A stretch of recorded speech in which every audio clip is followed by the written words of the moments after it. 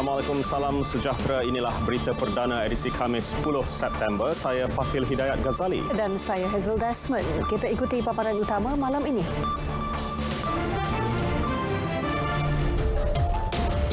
PKPD pentadbiran babitkan 28 mukim di Kota Star Kedah dikuat kuasa mulai tengah malam ini. Lebih 360,000 penduduk terlibat. Reman terhadap 4 pengurus kilang haram berhubung siasatan kes pencemaran Sungai Gong disambung 5 hari lagi.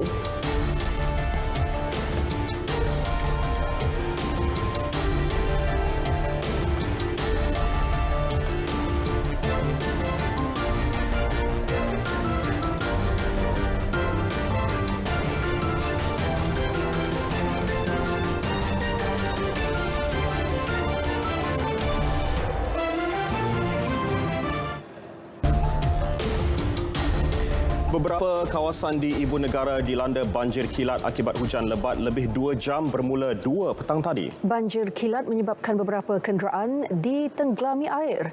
Antara kawasan terjejas, Kampung Semarak, Jalan Semarak Lebuh Ampang, Jalan Raja Alang dan Kampung Baru.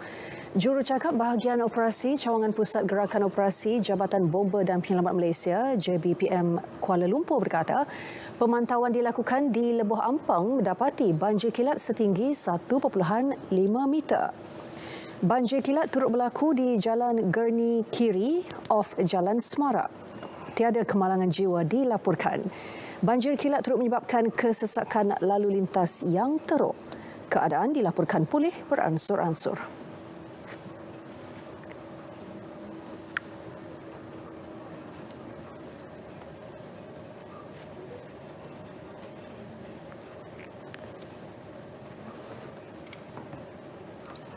Kawalan pergerakan rentas negeri tidak akan dilaksana buat masa ini meski berlaku pertambahan mendadak kes positif COVID-19. Demikian tegas Menteri Kanan Keselamatan Datuk Seri Ismail Sabri Yaakob. Beliau berkata kerajaan kini mengambil pendekatan melaksanakan perintah kawalan pergerakan diperketat PKPD di lokaliti yang dikenal pasti mencatat peningkatan kes atau merekodkan kluster baharu. Tindakan segera diambil dengan menutup kawasan setempat dikenal pasti sebagai zon merah. Jadi kita lock kawasan-kawasan tertentu saja, targeted area. Okey? Jadi jangan bimbanglah. Ada rumor yang mengatakan dah cecah 100. Jadi dah 3 digit. Jadi akan ditutup. PKP macam dulu. Tak. Jangan bimbanglah. Kita tidak akan laksanakan PKP setakat kita masih mampu untuk menutup lokaliti-lokaliti tertentu. Beliau berkata demikian dalam sidang media mengenai perkembangan terkini Perintah Kawalan Pergerakan Pemulihan PKPP.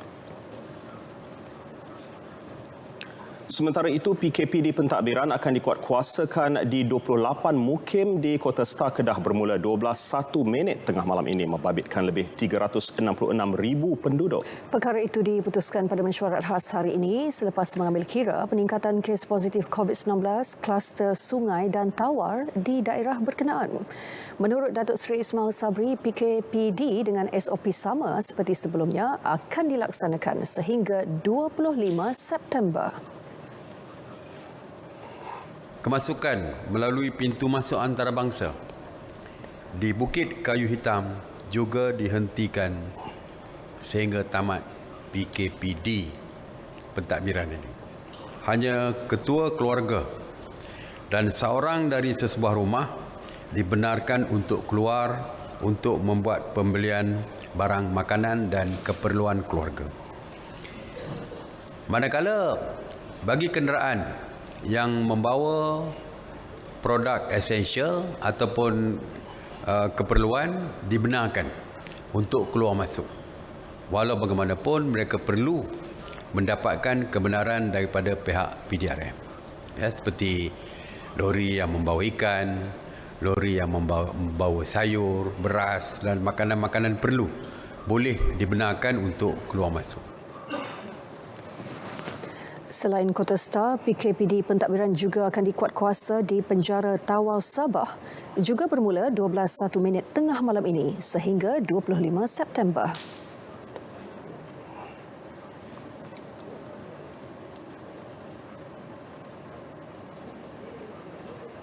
Berikut senarai 28 mukim dalam daerah Kota Star yang terbabit PKP di pentadbiran.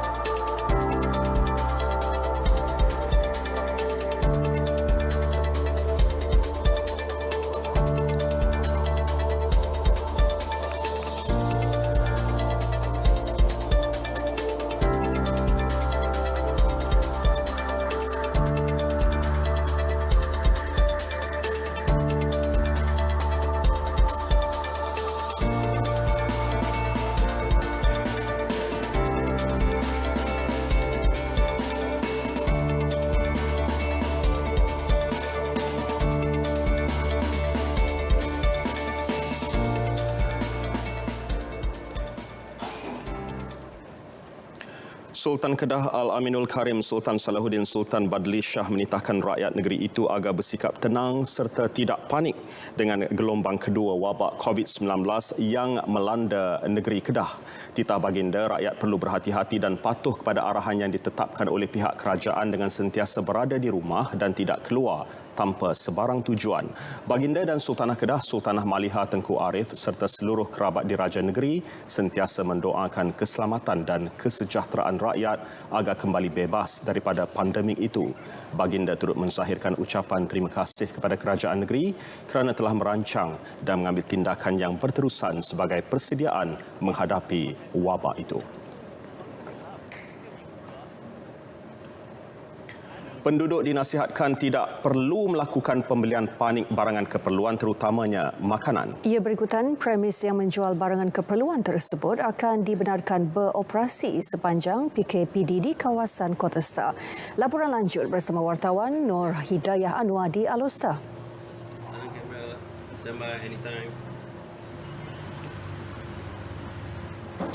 Baik, terima kasih Heza dan juga Fatih dan bersiaran dari Alor susulan dengan pengumuman Perintah Kawalan Pergerakan diperketat secara pentadbiran di daerah Kota Star ini yang akan melibatkan lebih 300,000 penduduk dan ianya akan berkuat kuasa mulai pada pukul 12.01 malam ini. Dan seperti yang saya maklumkan awal tadi kepada penduduk Kota Star berdasarkan tinjauan saya tadi, anda tidak digalakkan melakukan pembelian panik kerana anda masih boleh untuk keluar membeli barang apabila berkuat kuasanya PKPD di daerah Kota Star ini. Dan baik mengikut prosedur operasi standard yang dikeluarkan oleh kerajaan, premis menjual makanan, kedai runcit, warung dan stesen minyak, farmasi, klinik dan hospital masih dibenarkan beroperasi. Manakala restoran dan juga kedai makan walaupun dibenarkan hanya boleh menggunakan kaedah take away sahaja dan beroperasi daripada pukul 8 pagi hingga 8 malam. Dan bagi individu yang ingin keluar masuk daripada kawasan PKPD dan ke kawasan ini tidak dibenarkan sama sekali dan pihak polis akan melakukan pemantauan sekatan jalan raya bermula pada pukul 12.01 malam ini. Manakala Jabatan Hal Ehwal Agama Islam Negeri Kedah juga telah mengeluarkan arahan penangguhan aktiviti keagamaan di masjid dan juga surau yang berkuat kuasa sepanjang tempoh PKPD ini. Dan susulan itu kami juga daripada warga kerja Jabatan Penyiaran Malaysia Kedah turut melakukan penjadualan semula penggiliran tugas dan saya ini memaklumkan bahawa siaran radio Malaysia Kedah FM juga akan bersiaran seperti biasa pada pukul bermula 6 pagi hingga pukul 12 malam. Cuma ia akan melibatkan perubahan dari segi penyampai yang mana mereka akan bertugas selama 6 jam bersiaran berbanding sebelum ini 4 jam, iaitu sehari seorang akan bertugas sebanyak 3 orang.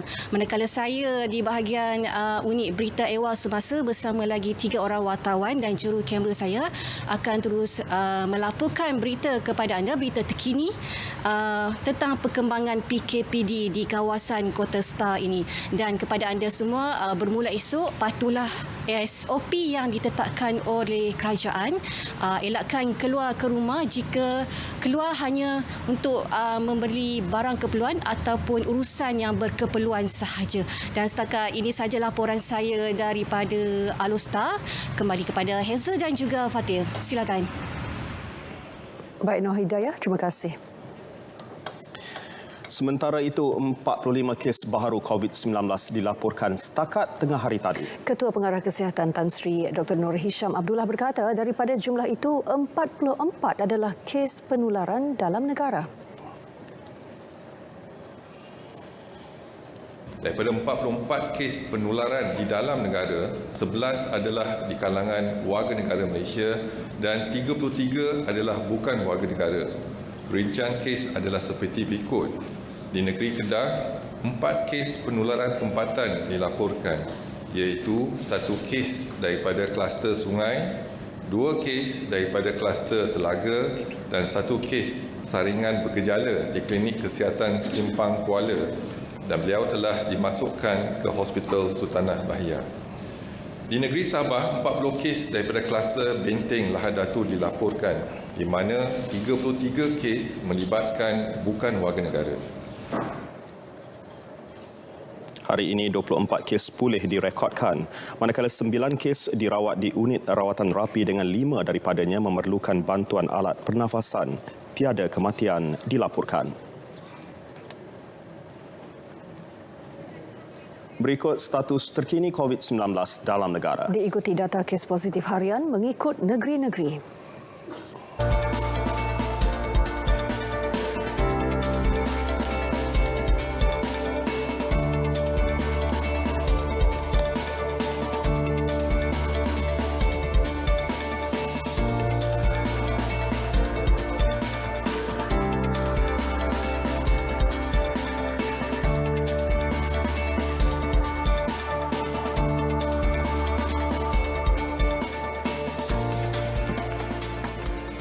Timbalan Menteri Komunikasi dan Multimedia Datuk Zahidi Zainul Abidin membuat permohonan maaf dalam sidang Dewan Negara selepas menimbulkan kekeliruan berhubung kenyataan beliau mengenai penuntut Universiti Malaysia Sabah Viviona Mosibin. Permohonan maaf itu dibuat Datuk Zahidi sebelum menggulung perbahasan titah diraja bagi Kementerian Komunikasi dan Multimedia.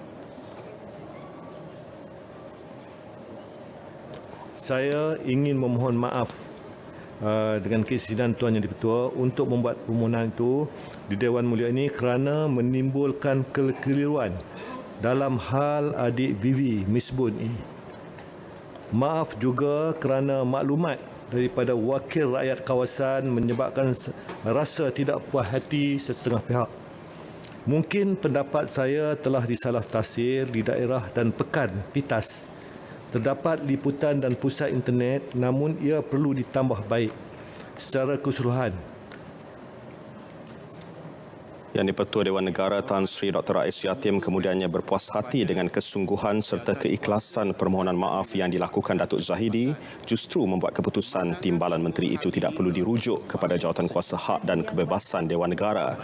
Terdahulu pada sesi sebelah pagi, Tan Sri Dr. Rais membuat ketetapan untuk Datuk Zahidi hadir memberi penjelasan serta memohon maaf berhubung kenyataan beliau selepas Senator Alan Ling Si Keong mengemukakan usul tergempar mengikut Peraturan Mesyuarat Perkara 25/1/Q.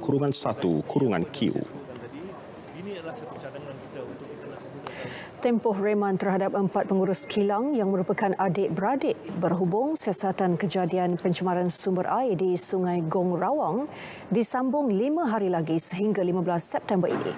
Perintah lanjutan reman dikeluarkan Magistrat Nik Muhammad Fazli Nik Azlan. Kesemua suspek lelaki berumur dalam lingkungan 50 hingga 60 tahun dibawa ke Kompleks Mahkamah Selayang pada 9.15 pagi tadi. Sementara itu, seorang lagi pekerja kilang terbabit direman 6 hari bermula hari ini selepas ditahan di Gombak semalam. Setakat ini, 3 pekerja kilang terbabit sudah direman termasuk 2 orang pada 7 September lalu.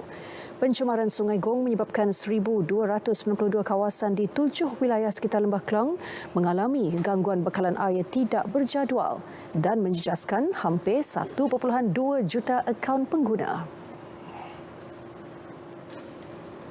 Menteri Alam Sekitar dan Air Datuk Seri Tuan Ibrahim Tuan Man menyifatkan gesaan supaya beliau meletak jawatan jika kerajaan gagal mengambil tindakan terhadap syarikat yang mencemarkan sungai di Selangor dalam tempoh sebulan sebagai tidak rasional. Tegas beliau, perkara yang perlu dititik beratkan ketika ini ialah penyelesaian secara bersama. Saya siap bahawa isu ini ialah perlu ditangani segera dan kita mengakui tindakan kementerian telah pun ambil dan pihak kerajaan negeri Selangor luas sebenarnya yang bertanggungjawab direct kepada isu ini. Jadi apa yang penting bukan soal meletak jawatan, apa yang penting kita selesai masalah. Tak boleh timbul bila ada masalah semua letak jawatan supaya penyelesaian, itu bukan penyelesaian. Katanya pihak kerajaan negeri dan pihak berkuasa tempatan juga perlu memainkan peranan penting dalam isu pencemaran sungai di Selangor. Beliau turut menyokong titah Sultan Selangor Sultan Sharafuddin Idris Shah supaya rumah dan kilang haram berhampiran tebing sungai dirobohkan. Datuk Seri Tuan Ibrahim menyatakan perkara itu di lobi Parlimen.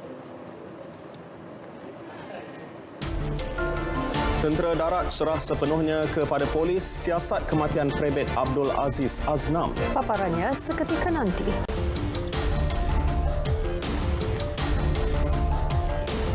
Menjelang hari penamaan calon pilihan raya umum Dewan Undangan Negeri PRU Dun Sabah ke-16 Sabtu ini. UMNO Sabah mengumumkan bertanding di 31 kerusi DUN di bawah tiket Barisan Nasional BN. Pengumuman dibuat Pengerusi Badan Perhubungan UMNO Sabah, Datuk Seri Bung Mokhtar Radin di Kota Kinabalu. Beliau yang juga Pengerusi BN akan bertanding di DUN Baharu N58 Lamak. Sementara itu, timbalannya Datuk Yaakob Bahan bertanding di DUN N16 Karambunai. UMNO Sabah mengemukakan 95% muka baharu. 2 calon wanita dan 2 calon lama, iaitu Datuk Saleh Tun Said Keruak, iaitu bekas Ketua Menteri Sabah dan bekas Menteri Komunikasi dan Multimedia di DUN N10 Usukan dan Datuk James Ratib di N48 Sugut. Sementara itu, Parti Bersatu Rakyat Sabah PBRS dalam satu kenyataan memaklumkan parti berkenaan akan bertanding di 5 kerusi, iaitu di N5 Matugong, N7 Tandik, N11 Kadamayan, N45 Sok dan kerusi baharu N44 Tulit. Presidennya Tan Sri Joseph Kuruk berkata kepercayaan pucuk pimpinan BN Negeri akan dimanfaatkan sebaik-baiknya untuk menjamin kemenangan. Turut mengumumkan senarai calon hari ini, Warisan Plus yang akan bertanding di kesemua 73 DUN. Ia diumumkan Presiden Parti Warisan Sabah, Datuk Seri Muhammad Syafiee Apdal di Kota Kinabalu. Beliau yang akan mempertahankan kerusi N65 Senalang memberitahu, Warisan akan bertanding di 46 kerusi, APCO 12 kerusi, DAP 7 kerusi, PKR 7 kerusi dan Amanah 1 kerusi. Warisan Plus akan menggunakan 3 logo semasa bertanding, iaitu logo Warisan, Pertubuhan Kinabalu Progresif Bersatu APCO dan Parti Keadilan Rakyat PKR.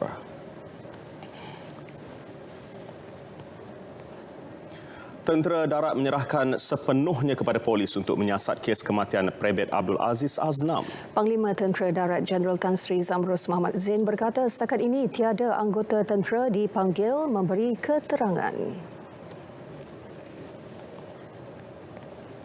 Actually saya serahkan pada dalam duiti dia lompat bangunan tu, saya serahkan kepada pihak polis lah. Sebab dalam bila melapor dia ada prosedur lapor, lepas tu dia ada dia punya prosedur di mana dia ditahan, bagaimana dia ditahan, siapa yang jaga, dan dia punya gap tu. Gap tu yang kita nak tengok di mana silap dia. Dan kalau kiranya pihak polis find out sekiranya ada sebarang ketidakadilan masa penerimaan dia tu, dan siapa yang bertanggungjawab? Jawab. Beliau ditemui media selepas majlis penyerahan 40 kereta peronda untuk Kor Polis Tentera Diraja di Kem Genting Klang, Kuala Lumpur. Prebet Abdul Aziz, 20 tahun, meninggal dunia pada 6 September akibat kecederaan parah selepas terjatuh dari tingkat 3 kuartus kediamannya di Kem Majidi Batu Pahat, Johor pada 29 Ogos lalu.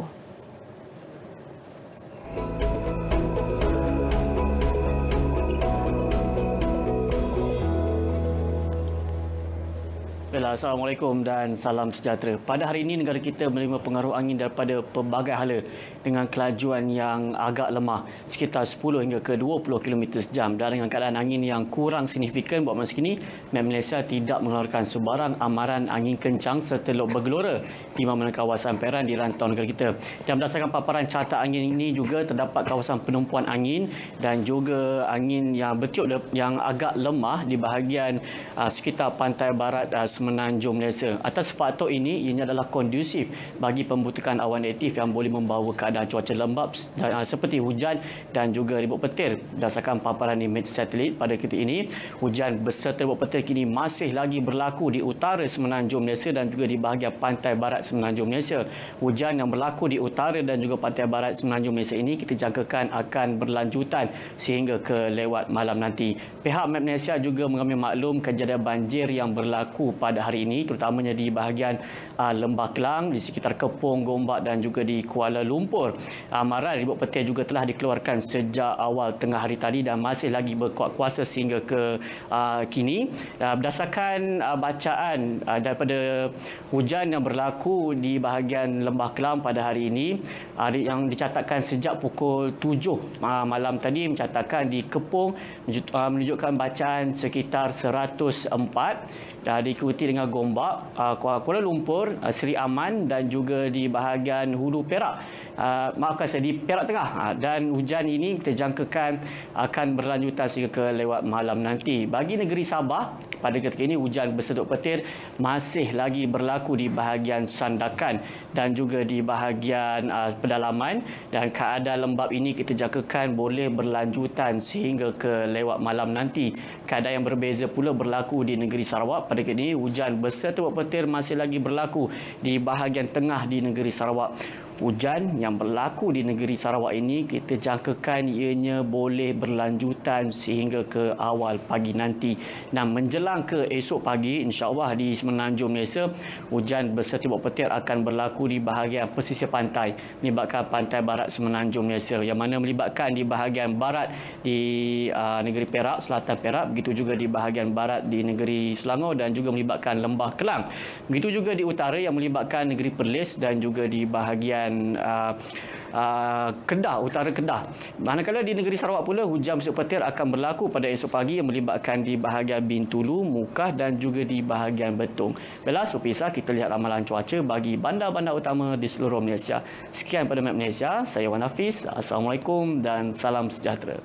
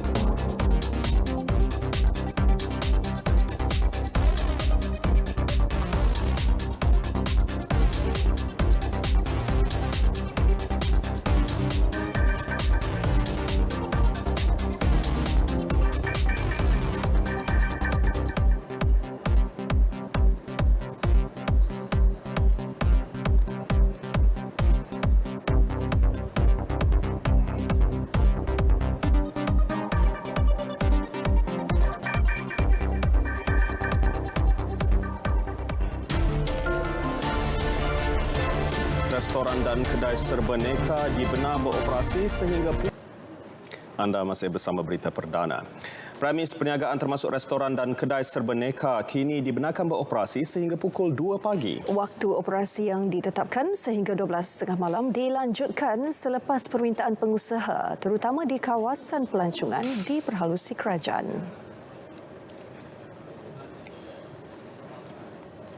Banyak rungutan, terutamanya di kawasan-kawasan pelancongan seperti di Langkawi, Pulau Langkawi misalnya.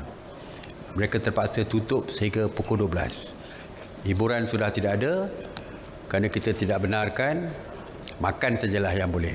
Jadi bagi pelancong-pelancong, kelangkawi dan sebagainya, mereka pengusaha-pengusaha meminta kepada supaya kita melanjutkan tempoh selama 2 jam lagi dan mesyuarat bersetuju. Bukan saja di Langkawi, pusat-pusat peranginan lain, malah restoran-restoran, convenience store, kedai serba nikah dan sebagainya boleh dibuka sehingga pukul 2. Mempersoal keperluan, tugas dan tanggungjawab anggota keselamatan dalam melawan pandemik COVID-19, Angkatan Tentera Malaysia ATM tetap komited menjalankan amanah demi keamanan dan kestabilan negara. Panglima ATM Jeneral Tan Sri Afendi Buang menegaskan persepsi bahawa pasukan tentera hanya bertugas ketika berlaku konflik adalah maklumat yang salah. Menurut beliau, menjaga ketenteraman awam adalah salah satu punca kuasa penugasan ATM selain mempertahankan kepentingan strategik serta mengelak sempadan negara daripada dibolosi. Keperluan untuk pasukan keselamatan ni kan bukan untuk apa saja untuk berperang ataupun menyerang orang kan. Itu adalah untuk menentukan keadaan keselamatan kita kan sentiasa ada. Kalau dia orang tak ada kan keadaan keamanan tu mungkin tidak akan ada. Benda tu mungkin tidak tercapai. So benda-benda macam ni yang kita kena tekankan supaya masyarakat faham. ATM ditugaskan menerajui National Task Force NTF yang menghimpunkan 19 agensi keselamatan dengan tujuan memburu parti dan menghalang penularan wabak COVID-19. Beliau ditemui pada sesi wawancara khas bersama Panglima ATM di Kementerian Pertahanan. 54 warga kota terdiri daripada golongan miskin tegar, orang kurang upaya OKU dan ibu tunggal yang merupakan penyewa projek perumahan rakyat PPR atau perumahan awam di BKL hari ini menerima surat tawaran pemilikan rumah wilayah prihatin. Surat tawaran pemilikan dikurniakan Yang di-Pertuan Agong Al-Sultan Abdullah Riayatuddin Al-Mustafa Billah Shah, Baginda dan Raja Permaisuri Agong Tunku Azizah Aminah Maimunah Iskandariah berangkat tiba di Kompleks Komuniti Muhibah Kuala Lumpur pukul 11.10 pagi. Pasangan diraja itu diiringi Menteri Wilayah Persekutuan Tan Sri Anwar Musa dan Pengerusi Tenaga Nasional Berhad TNB Datuk Seri Mahathir Khalid. Hak milik rumah dipindahkan kepada mereka tanpa sebarang bayaran. Dengan syarat unit itu tidak boleh dijual kepada pihak ketiga kecuali diwariskan kepada anak atau waris terdekat. Rumah tersebut akan dibaik pulih terlebih dahulu dengan kos purata RM50,000 setiap unit termasuk pemberian barangan kelengkapan asas termasuk barangan elektrik atau perabot. Program Rumah Wilayah Prihatin diperkenal Kementerian Wilayah Persekutuan dengan kerjasama Dewan Bandaraya Kuala Lumpur di BKL, TNB dan Yayasan Wilayah Persekutuan. Sementara itu, golongan B40 khususnya orang muda berpeluang memiliki kediaman di bawah digital skim Rumah Pertamaku SRP dengan lebih 130,000 unit rumah ditawarkan kepada mereka. Menteri Perumahan dan Kerajaan Tempatan Zuraida Kamarudin berkata setakat ini 33,000 orang sudah menerima manfaat skim itu. Beliau melancarkan skim SRP dengan kerjasama Cagamas. Platform itu dapat menyebar maklumat skim itu kepada kira-kira 26.7 juta pengguna internet di negara ini. Melalui telefon saja boleh view rumah-rumah yang kat mana ada rumah-rumah list ada dalam 130,000 rumah yang ada dalam listing dalam apps itu. Jadi mereka boleh go through dan memilih lokasi mana yang mereka nak dan terus berhubung membuat application straight online. Lepas tu baru disampai ke hantar ke bank untuk kelulusan package keuangan yang memudahkan mereka untuk mendapatkan memiliki rumah dengan sistem memberi pinjaman sampai ke tahap 110%, maknanya lebih daripada 10% daripada harga rumah itu. Jadi ini memudahkan mereka untuk memiliki rumah dan juga ada wang sedikit untuk membeli perkakasan rumah. Ketika negara masih di bawah Perintah Kawalan Pergerakan Pemulihan PKPP, platform digital itu dilihat sebagai pendekatan terbaik bagi merangsang penjualan rumah secara dalam talian dengan mengekalkan SOP. Keupayaan sebenar wanita bukan ditentukan oleh penampilan dan aset fizikal tetapi kualiti kepimpinan yang lahir daripada nilai dan kekuatan diri masing-masing. Atas dasar itu, Ketua Setiausaha Kementerian Komunikasi dan Multimedia Datuk Suryani Ahmad yakin wanita mampu menjadi pemimpin yang baik dan berkesan termasuk dalam industri media. Pandangan itu disuarakan beliau dalam satu webinar anjuran Institut Asia Pasifik bagi pembangunan penyiaran AIBD di Angkasa Puri.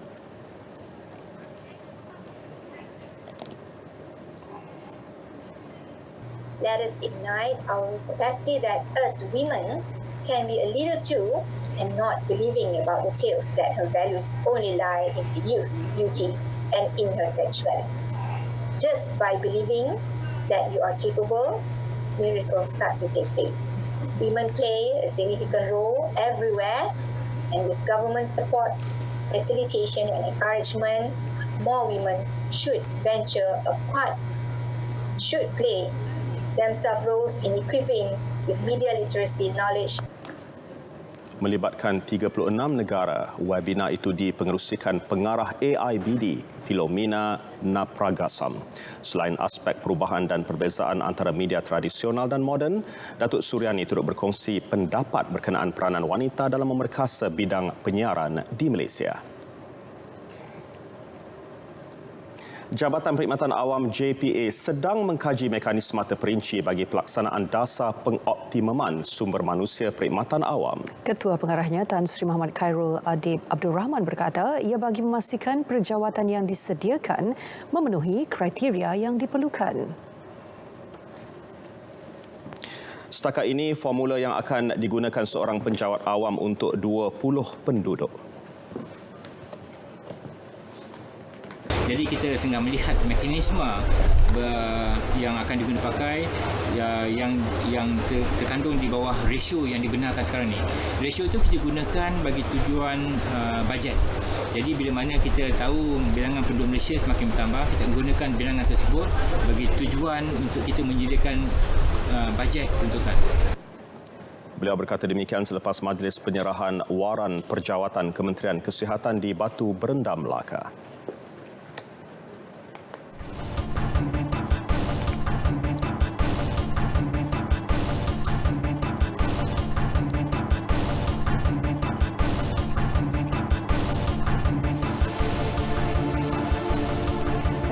Malaysia membuat keputusan untuk mengekalkan kadar dasar semalaman OPR pada 1.75% dalam mesyuarat Jawatankuasa Dasar Money 3 MPC. Bank Pusat dalam satu kenyataan berkata ekonomi global meneruskan pemulihan dengan lebih banyak negara melaksanakan pengurangan langkah pembendungan COVID-19 serta sokongan dasar yang kukuh. Pembukaan semula kemudahan pengeluaran telah membolehkan aktiviti perkilangan dan perdagangan disambung semula walaupun pemulihan dalam sektor perkhidmatan lebih perlahan. Prospek pertumbuhan masih tertakluk pada risiko pertumbuhan lebih rendah dan ketidakpastian, terutama disebabkan risiko penularan semula COVID-19 dan keadaan pasaran yang lebih lemah. Pemulihan ekonomi turut disokong oleh pakej rangsangan fiskal di samping langkah monetary dan kewangan. Bank Pusat juga menyifatkan pengurangan OPR sebanyak 125 mata asas secara kumulatif tahun ini akan terus merangsang ekonomi.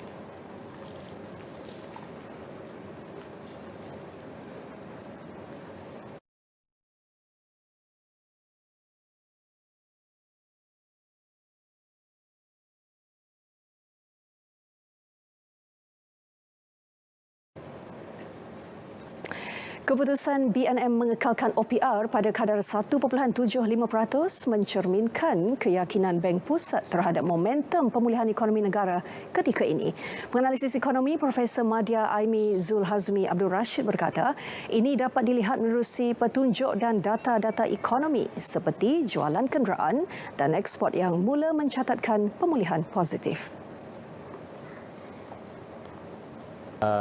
Data-data juga menunjukkan bahawa kerancakan ekonomi telah pun bermula dengan hampir semua sektor terbabit, termasuklah perhotelan, ya, walaupun hanya terdorong kepada perhotelan tempatan juga turut aktif, ya. Walaupun penerbangan keluar negara masih belum dibenarkan, tetapi sektor-sektor lain hampir 80% telah pun bermula, ya, aktif semula. Mengulas kemungkinan OPR akan dikurangkan pada mesyuarat Jawatankuasa Dasar Monetary MPC November depan, jelas beliau, ia bergantung kepada faktor dalaman dan luaran. Peranan wanita dalam keluarga dan masyarakat terus diperkasa. Jabatan Kemajuan Masyarakat KEMAS sama ada dari sudut kemahiran kendiri, ilmu pengetahuan, pelibatan dan peluang, baik daripada aspek keusahawanan, kesihatan dan sosial. Ia dilaksana menerusi program wacana ilmu wanita inspirasiku WINS Wanita Desa ke Global 2020 yang diadakan di Kota Kinabalu hari ini. Program tersebut berjaya mencapai objektifnya dalam memberi peluang kepada kaum wanita untuk bersama-sama usahawan wanita yang berjaya berkongsi pandangan dan pengalaman. Wartawan Juliana Bangot ada laporannya.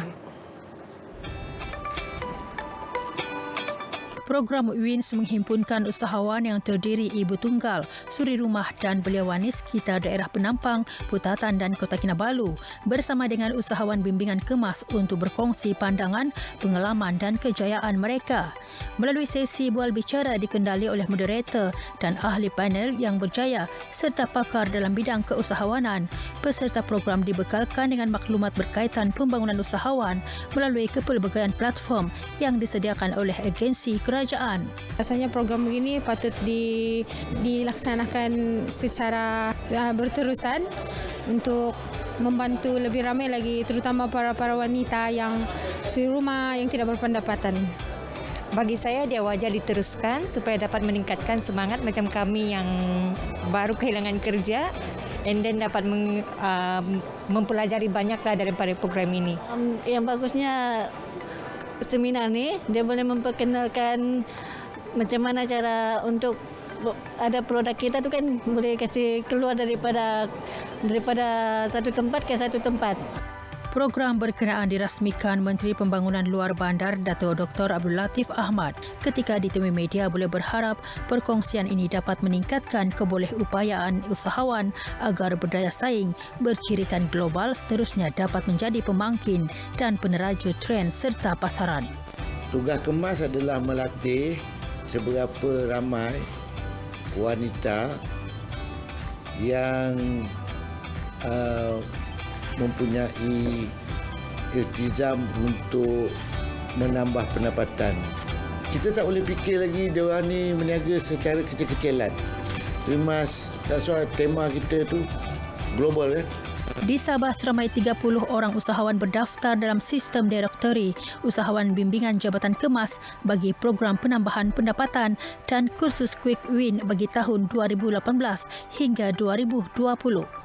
Jadi untuk pembangunan usahawan ini di negeri Sabah, pada tahun ini saja kita telah memperuntukkan sebanyak 470,000 untuk program melahirkan usahawan lah, di mana kita akan mengadakan banyak lagi bengkel-bengkel dan kursus-kursus khas untuk usahawan.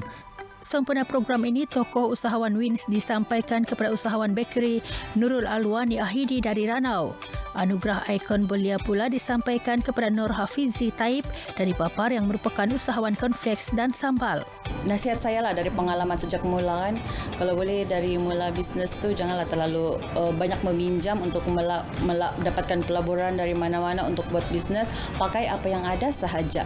Lepas tu kembangkan ilmu pengetahuan, dari ilmu itulah sebenarnya yang bawa kita bergerak boleh pergi jauh sebenarnya. Okey, nasihat saya, jangan malu cuba sesuatu lah. Jangan orang kata, beranilah ambil peluang sebab kita ni apa-apa pun kita boleh buat sebenarnya kalau kita minatkan. Tapi kalau kita tiada usaha mau buat benda tu tidak akan jadi. Selain program WINS, pelbagai program lain sedang dilaksanakan untuk menyalurkan kepakaran, ilmu pengetahuan dan kemahiran kepada para peserta kelas kemahiran Jabatan KEMAS Negeri Sabah. Program yang dilaksanakan ini sesungguhnya amat bermakna, terutamanya dalam mengangkat martabat wanita dalam kalangan masyarakat. Juliana Bangot, RTM.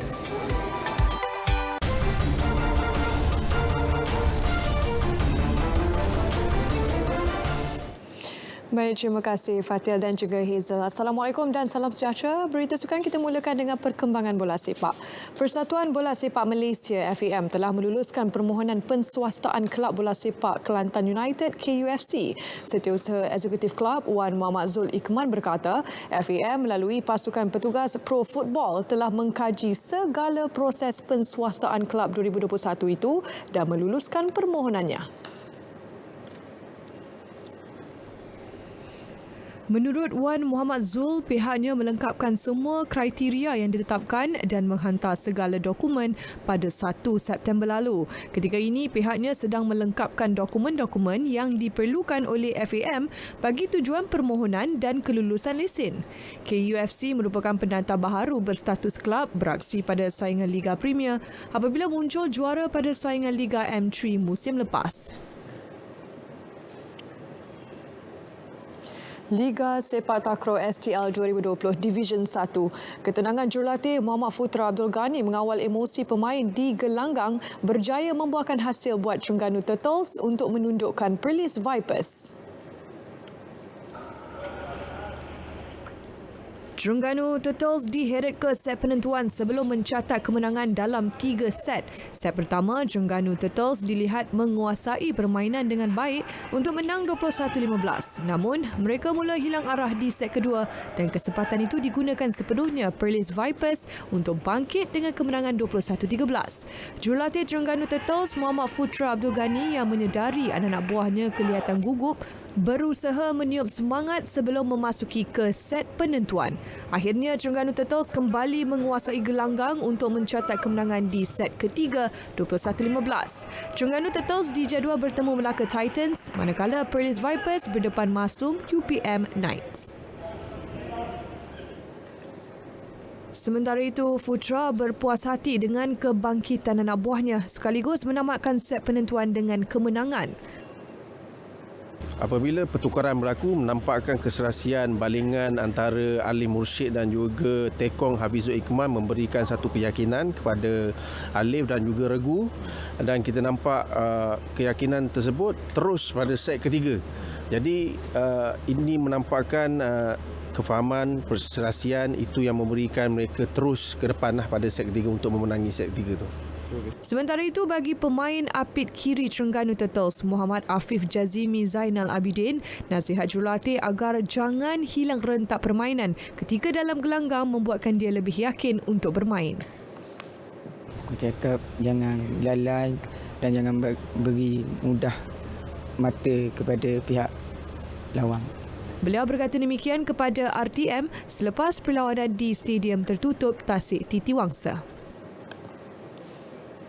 Langkah pemain rugby UiTM Lions Nur Alif Ikmal Nur Hisham untuk bermain secara profesional di Liga Rugby Division 1 Jerman sedikit terganggu apabila penerbangannya ke Frankfurt tertunda semalam.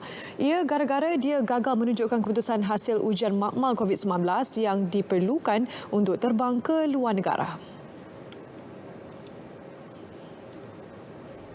Alif sebelum ini telah ditawarkan untuk beraksi dengan klub TV Forzum, namun ketidaktentuan sama ada liga dapat disambung menyebabkan kelabnya tidak dapat memberikan kata putus.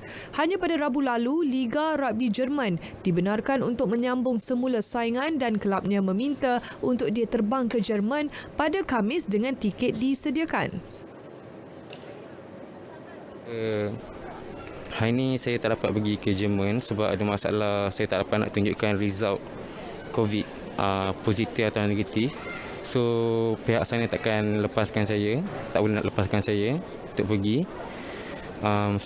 Masalahnya sebab saya dapat tiket pun semalam.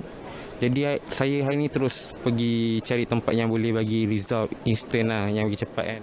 Kesuntukan masa bagi mendapatkan keputusan ujian makmal COVID-19 menyebabkan Alif terlepas penerbangan ke Jerman. Walau bagaimanapun difahamkan, Alif dibenarkan oleh syarikat penerbangan untuk mengubah tarikh penerbangannya ke tarikh yang baru.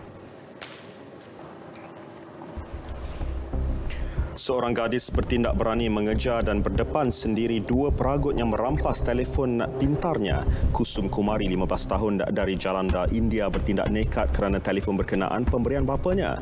Lagipun bapanya yang menerima upah harian RM300 atau RM17 sudah bersusah payah membeli telefon itu.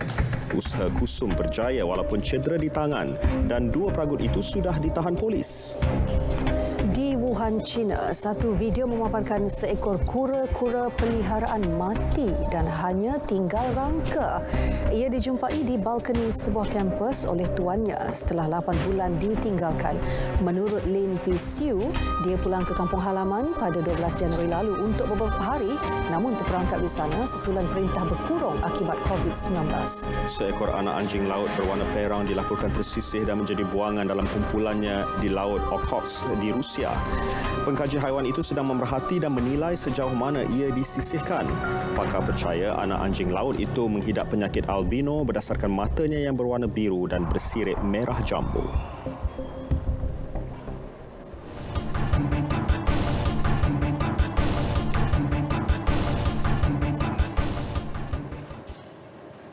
Seramai 25 penggiat seni veteran menerima surat tawaran projek perumahan rakyat PPR melalui inisiatif perumahan komuniti seni prihatin.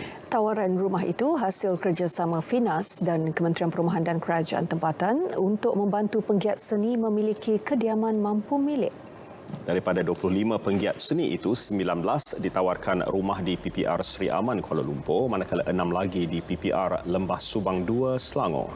Delimawati Ismail, Alina Hassan, Halimah Alias antara penggiat seni yang menerima surat tawaran PPR. Saya mengucapkan berbanyak terima kasih kepada pihak seniman yang telah membagi peluang kepada kami artis-artis veteran ni untuk memiliki rumah kos rendah ni. Berbanyak terima kasih kepada pihak bandaraya kerana juga telah memberi peluang kepada kami untuk menduduki rumah tersebut. Ya Allah, memang dia orang sangat-sangat membantu. Apa yang kita kurang faham, dia orang bagi tahu. Cepat dia bagi tahu dan kita pun cepat usaha untuk memudahkan sebelah pihak dia orang.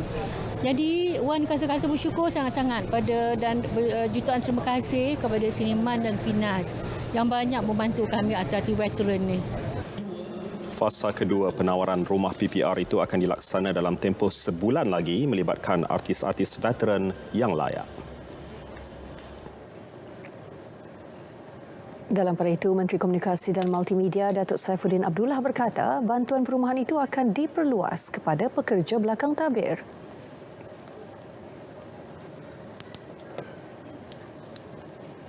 Kita menunggu nanti antara lain ialah keputusan Banci yang sedang diadakan. Banci 2020, kita telah berbincang dengan Datuk Seri Mustafa supaya dalam Banci itu mudah-mudahan kita dapat mengesan hal ehwal kebajikan pelakon, penyanyi, perekreator fashion, bekas-bekas penari, ramai. Ada banyak kumpulan.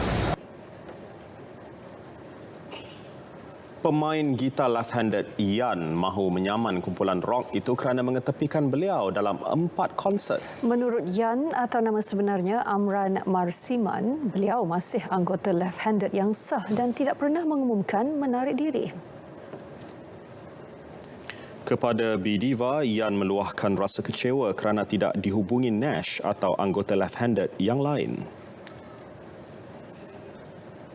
Jika mereka ini tak jawab dalam 3 hari, saya akan mendapatkan nasihat peluang untuk mengambil tindakan undang-undang. Saya mahu mengingati saya sebagai Ian, salah seorang basis yang masih aktif di dalam kumpulan rock agenda. Keluar gambar Nash dengan Magida ni 2.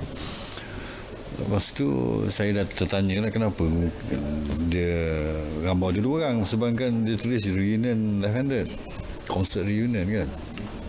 Sedangkan saya ada lagi. Saya rasa malu nak tanya sebab gambar saya tak ada kat situ. Dia buat macam biasa, macam tak ada apa-apa. Sampai hari show tu baru saya tahu dia orang ada buat macam ni punya. Berhenti main tembak-tembak kan. Jangan main tembak-tembak. Itu kita Bersih kan, happy jiwa, soul, happy, bersih. Itu yang penting. Jangan main dapat tembak. Lakon banyak susah.